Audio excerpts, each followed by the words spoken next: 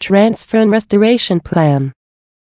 On September 29, 1976, the government of Puerto Rico acquired the Bayaja Barracks from the United States government under an agreement in which a commitment was made to use it for cultural, educational, and tourism purposes.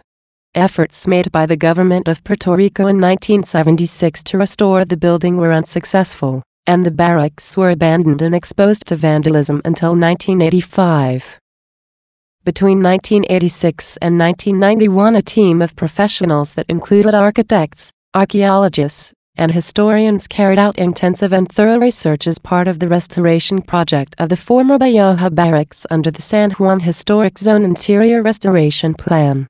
This project allowed for gathering very detailed knowledge on the evolution of this historic landmark, with regard to its planning, construction, and modifications during its existence from a variety of documentary sources, e.g., construction drawings, accounts from the time, essays, descriptive memoranda, budgets, reports, etc., archaeological investigations, scientific studies of historic materials, systematic studies of the surfaces, and historic photographs.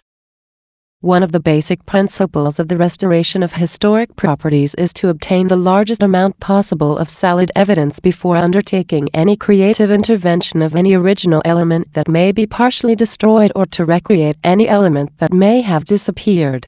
The processes of investigation, correlation, and discovery of evidence are essential for the correct practice of architectural preservation.